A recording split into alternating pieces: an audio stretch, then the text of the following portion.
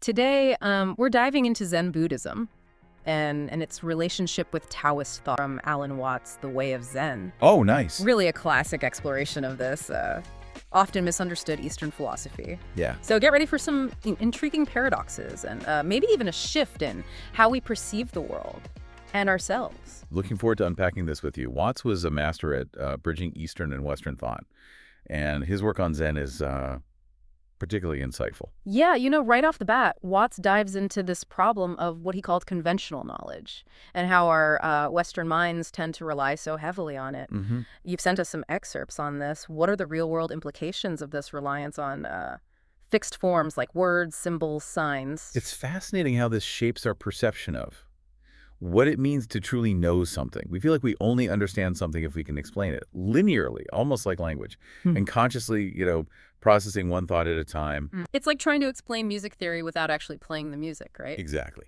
Watts uses the example of learning music. Westerners often rely on fixed musical notation, which can capture the structure, but it misses those subtle nuances of performance. In contrast, Eastern musicians often learn by feel and imitation, capturing a depth that's hard to put into words. Wow, that really highlights the limits of trying to box an experience with language. But where does Zen, and specifically its Taoist influences, come in here? So Zen, drawing heavily from Taoism, seeks a different kind of knowledge, an unconventional knowledge that goes beyond the linear and embraces direct experience. Think of it like this. You've experienced wu-wei, or not doing, when you've let go of overthinking and trusted your instincts. Okay, so less head, more gut. But wouldn't that lead to chaos? How could that possibly work in a world that demands precision and planning? That's where it gets really interesting. Think of peripheral vision. It works best when you're not directly focused on it, trying too hard to see something. In your peripheral vision actually makes it harder. Wu-wei is similar. It's about trusting a natural flow, allowing things to unfold without forcing them.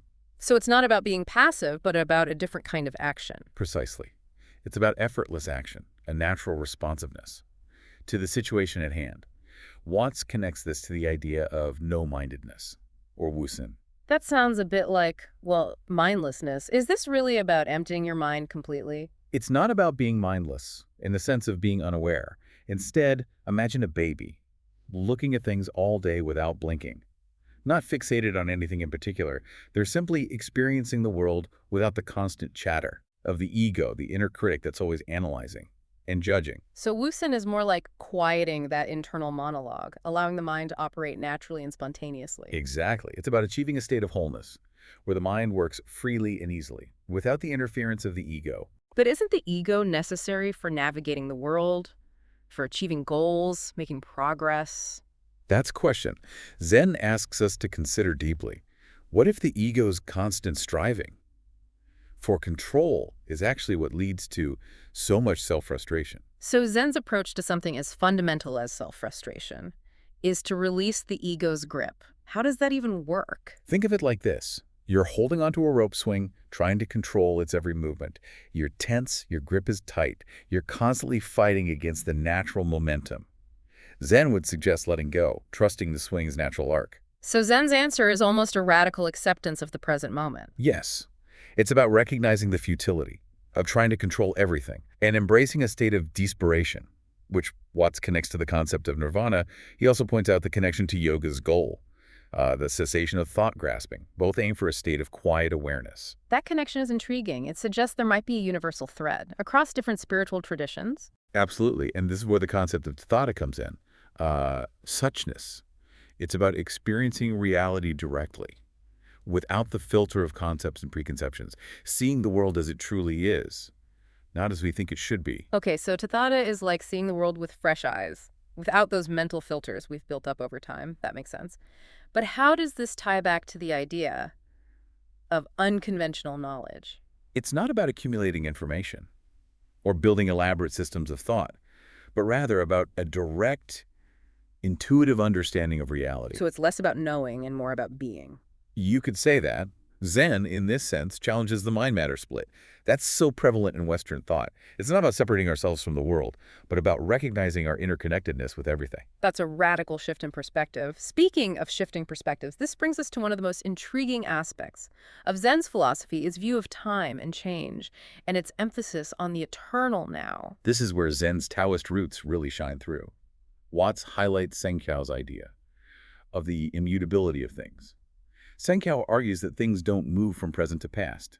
They exist in their respective times. I'm trying to wrap my head around that. So it's not that a river flows from point A to point B. It's more that the river simply is in each moment. Exactly. It's a perspective that challenges our typical linear perception of time. Watts quotes Senkiao saying, "Rivers competing to inundate the land do not flow. The wandering air that blows about is not moving. It's a way of seeing the world as a collection of moments, each complete and whole in itself." And isn't this similar to how Dogen compares life and death to winter and spring? Not as one becoming the other, but existing in their own time. Yes, Dogen's view emphasizes that each moment has its own fullness.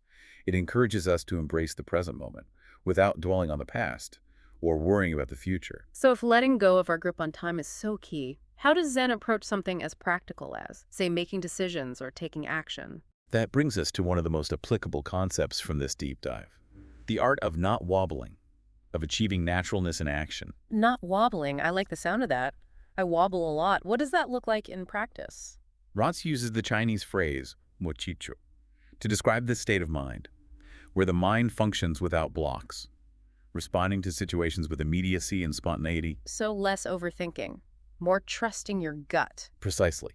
He explains that Zen training often involves dilemmas, designed to evoke this spontaneous action, rather than deliberation. Think of it like a comedian's unprepared wit, the ability to adapt and respond to any situation with ease and fluidity.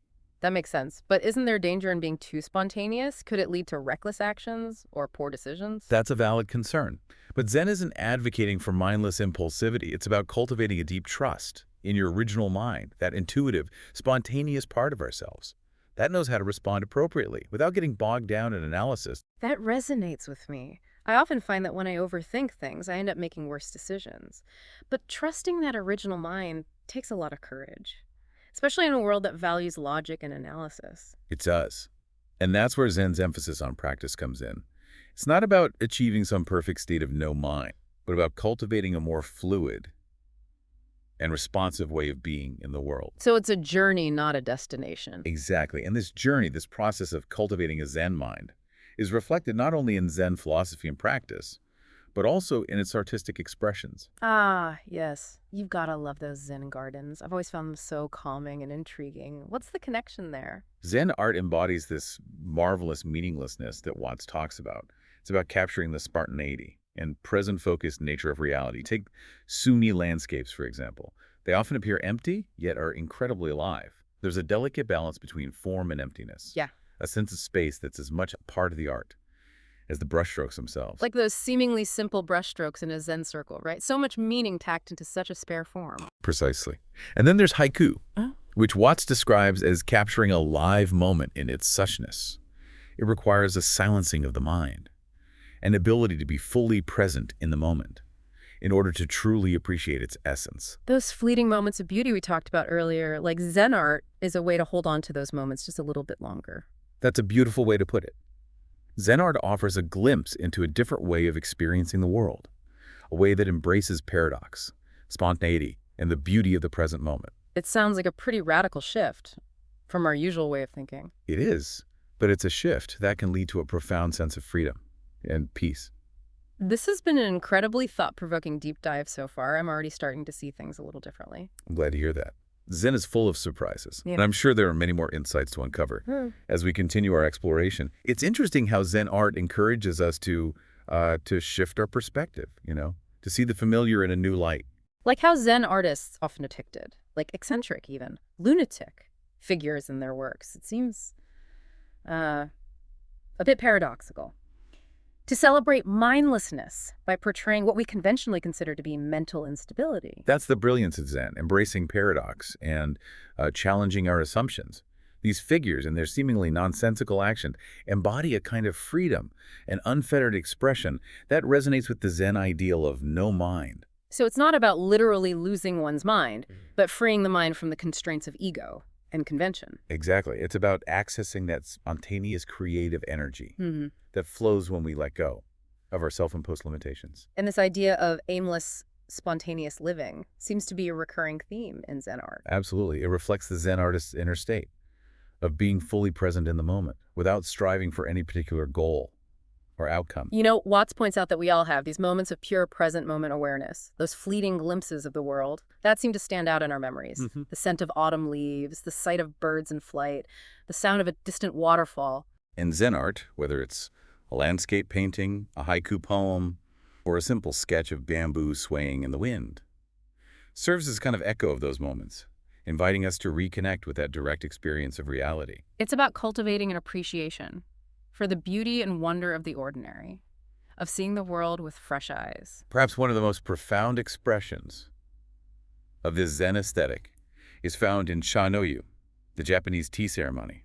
I'm curious about that. I've always heard about the tea ceremony, but never really understood the connection to Zen. Well, tea ceremony isn't just about drinking tea. It's a ritualized practice that embodies many of the principles we've been discussing: mindfulness, simplicity, presence. Didn't Watts mention that in its purest form, the tea ceremony requires nothing more than a bowl, tea, and hot water? And even without those elements, the way of tea, or chado, can be practiced anywhere, with anything, because it's really about cultivating a state of awareness, a sense of harmony with oneself, and the environment. So it's about bringing that Zen sensibility to everyday life, finding a sense of peace and presence in the midst of ordinary activities. Precisely. And this connection to Zen is evident in the aesthetic of the tea ceremony.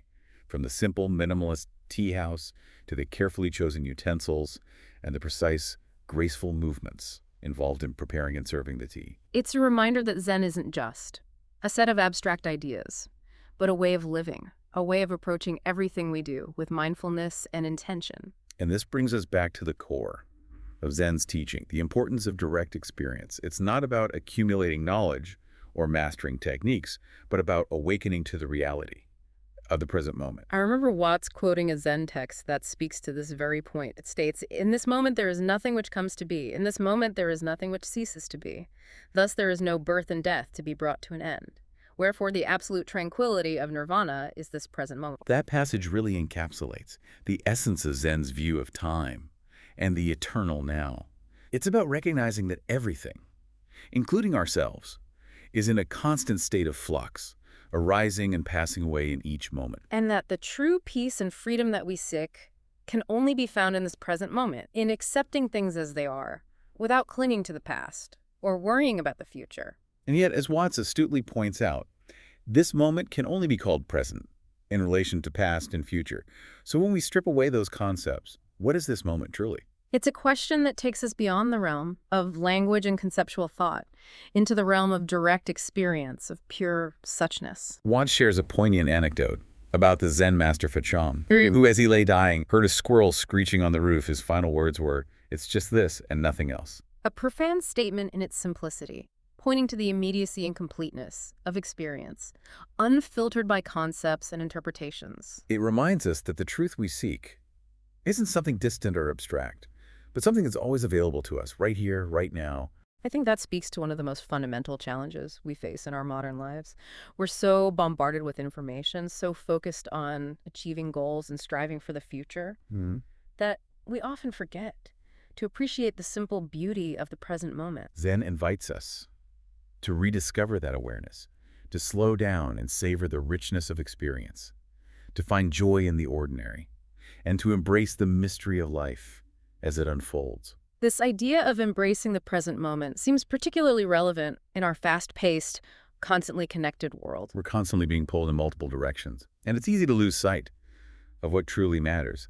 Zen offers us a path to reclaim that inner peace and connect with a deeper sense of meaning. Watts talks about the tendency to measure worth and success in terms of time, always looking ahead to the future, constantly striving for something more. And as a result, we often miss the richness and beauty of the present moment.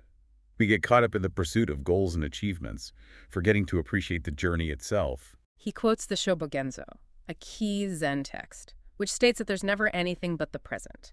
And if we can't live there, we can't live anywhere. It's a reminder That the present moment is all we truly have, the past is gone, the future is uncertain, and the only place where we can truly experience life is right here, right now. This brings to mind the famous Zen saying about mountains and water. Ah, yes, the saying attributed to Ching Man goes, before I had studied Zen for 30 years, I saw mountains as mountains and waters as waters. When I arrived at a more intimate knowledge, I came to the point where I saw that mountains are not mountains and waters are not waters. But now that I've got its very substance, I am at rest, for it's just that I see mountains once again as mountains and waters once again as waters. It's a beautiful and profound analogy for the journey of Zen practice, isn't it? We start with a conventional understanding of the world. Then we begin to question and deconstruct those assumptions. And finally, we arrive at a deeper understanding, a state of peace and acceptance. It's a journey from seeing things as separate and distinct to recognizing the interconnectedness of all things, the unity that underlies the apparent diversity of the world. And this realization, this shift in perspective, is what allows us to see mountains as mountains and waters as waters once again, but with a newfound appreciation for their true nature, their suchness. The state of clarity and simplicity, of seeing things as they truly are, without the filters of our preconceptions and judgments. And it seems that this journey of awakening, this process of letting go of our fixed ideas and embracing the present moment, is reflected in Zen art as well. Absolutely. Watts talks about how Zen art embodies the marvelous meaninglessness of nature, its aimless, spontaneous, present-focused quality. He gives the example of sumi-e landscapes, which often appeal empty, yet are incredibly alive. There's a delicate balance between form and emptiness, a sense of space that is as much a part of the art as the brushstrokes themselves.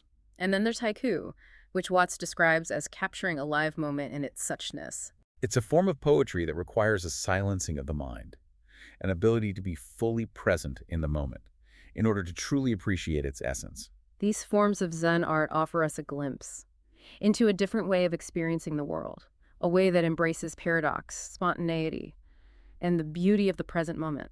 And they remind us that the truth we seek, the wisdom we yearn for, isn't something that can be found in books or lectures, but something that's revealed to us through direct experience, through a deep engagement with the world around us. Watts compares Zen to a finger pointing at the moon, emphasizing that the finger itself is not the moon, but merely a guide to help us see it. It's a crucial distinction. Zen, with its teachings and practices, is meant to point us in the direction of awakening. But the awakening itself can only happen through our own direct experience. And this idea of direct experience, of bypassing intellectual analysis and conceptual frameworks, is central to Zen's approach to understanding reality. Watts talks about how Zen challenges the mind-matter split. That's so prevalent in Western thought. It's not about separating ourselves from the world, but about recognizing our interconnectedness with everything. He highlights the Zen saying, trees show the bodily form of the wind, waves give vital energy to the moon, emphasizing how our experience is shaped, not only by the external world, but also by the nature of our minds and senses. It's a reminder that we're not passive observers of the world, but active participants in shaping our experience. And this idea of active participation extends to our understanding of time and change.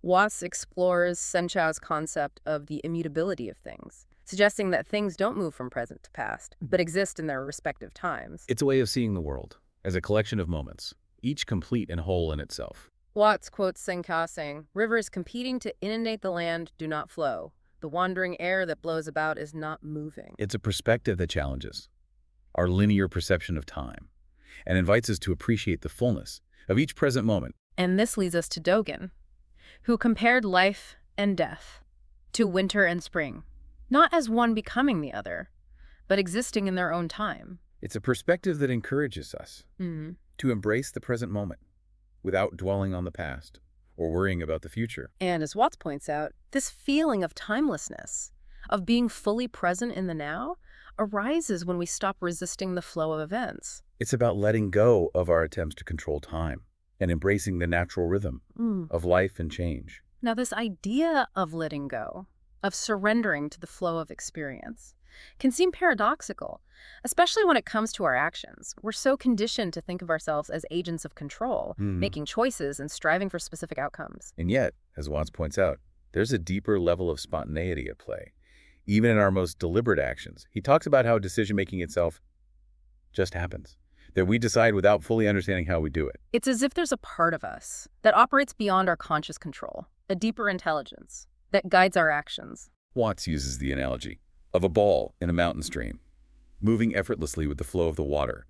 He suggests that our thoughts and actions, when free from the constraints of ego and self-consciousness, can flow with a similar ease and spontaneity. This brings to mind the concept of wu wei, or not doing, that we discussed earlier. Exactly. It's not about being passive, but about aligning ourselves with the natural flow of life, allowing things to happen spontaneously, rather than forcing them. And this idea of not doing is closely related to the concept of no mind, or wu sin, that Watts describes as a state of unself-consciousness. It's about achieving a state of wholeness, where the mind functions freely and easily, without the interference of the ego. Watts describes it as a non-graspingness of mind, like a mirror that reflects whatever comes before it, without holding on to anything. He gives the example of a baby, looking at things all day without blinking, simply experiencing the world without the constant chatter of the ego. It's a beautiful image that captures the essence of no mind. It's about letting go of that inner critic, that voice that's constantly analyzing and judging,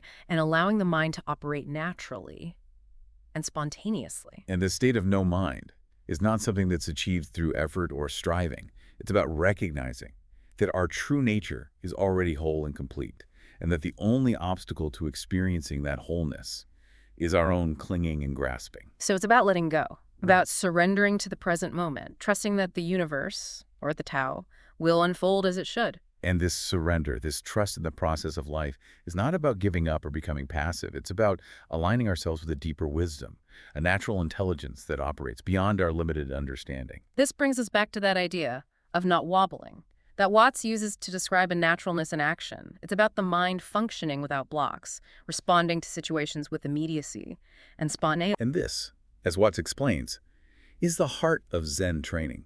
It's about learning to trust our intuition, our original mind, and to act without hesitation, without getting bogged down in analysis and deliberation. He gives the example of a Zen master asking a student, when bathwater flows down the drain, does it turn clockwise or counterclockwise? And as the student tries to remember, the master shouts, "Don't think, act!" It's a playful but profound lesson in the importance of spontaneity, of responding to the situation at hand without getting caught up in mental gymnastics. And this ability to respond effortlessly, to act without wobbling, seems to be closely linked to the concept of motichu, which Watts translates as no block to thought. Right. Mochichu is about the mind functioning fluidly, like a ball in a mountain stream, moving effortlessly from one thought to the next, without hesitation or obstruction. And this fluidity, this lack of blockage, is what allows for a naturalness in action, a sense of ease and spontaneity in everything we do. It's like the difference between trying to force a square peg into a round hole and simply allowing the peg to find its own way. And Watts points out that this idea of no block to thought has interesting parallels with the psychoanalytic practice of free association, where the aim is to bypass the conscious mind and access the free flow of thoughts from the unconscious. It's about removing the obstacles that prevent us from tapping into our creative potential, from accessing the full range of our mental and emotional resources. Now, this idea of no block to thought seems particularly relevant in today's world, where we're constantly bombarded with information and distractions. It's easy to feel overwhelmed, to get stuck in patterns of overthinking and analysis paralysis. Zen offers us a path to cut through the noise, to reclaim our mental clarity and focus, and to tap into a deeper source of wisdom and insight. It's about learning to trust our intuition, to embrace the unknown, and to respond to life's challenges with a sense of presence and spontaneity. And this, I believe, is one of the most valuable gifts that Zen can offer us in our modern lives. A way to navigate the complexities of the world with a sense of ease and grace, to find peace and clarity amidst the chaos, and to live each moment to its fullest. It's a path that's not for the faint of heart, as it challenges many of our deeply ingrained beliefs and assumptions about ourselves and the world.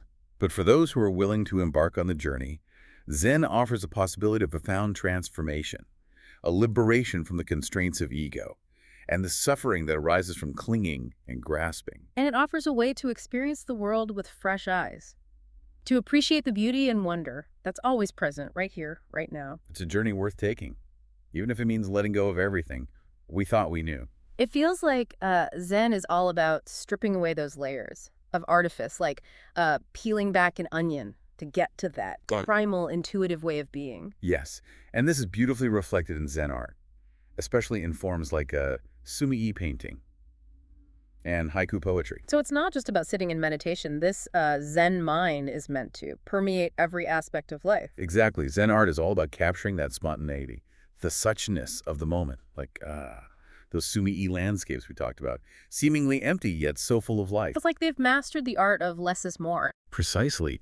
It's about knowing when to stop, when to leave space for the viewer's own imagination, to fill in the gaps, a bit like those two-line poems Watts mentions. Haiku, right. He said they require a silence of the mind to truly experience, almost like a mini meditation in itself. That's a great way to put it. Haiku, like Zen art in general, is meant to evoke a direct experience, not an intellectual analysis. It makes me think about those fleeting moments of beauty we all experience. The smell of rain, the way light hits a leaf. It's like Zen helps us tune into those more often. That's a beautiful insight. And it's not just about passive appreciation. Remember mo-chi-chu, no block to thought. That applies to creative action too. So, responding to a situation without hesitation, like that comedian with perfect timing, it's not just about art, it's about life becoming art. Now you're getting it. The Zen ideal is to bring that unself-conscious spontaneity to everything we do. But that sounds incredibly difficult. Our world is all about planning, achieving, striving. And that's exactly where Zen's radical perspective comes in. It asks us to question those very assumptions. What if true fulfillment comes not from achieving some distant goal, but from fully inhabiting each moment as it arises? It's making me think about our relationship with time. Earlier we talked about Senkao saying things exist in their respective times, not flowing from past to future. And how Dogen compared life and death to winter and spring, each perfect in its own season. Maybe that's the key to this eternal now idea, not denying the past or future, but fully experiencing this moment, whatever it holds. That's the essence of it. And as Watt says, when we stop resisting the flow of events, that's when the feeling of timelessness arises. So it's a paradox. By letting go of our grip on time, we actually expand our experience of it. Zen is full of paradoxes, but they're not meant to confuse us. They're meant to wake us up, to make us question everything we thought we knew about ourselves and the world. What stands out to you as the most important takeaway from all this? For someone trying to apply Zen to their own life? I'd say it's the idea of trusting your original mind, that intuitive wisdom that's always present, but often obscured by our thinking mind.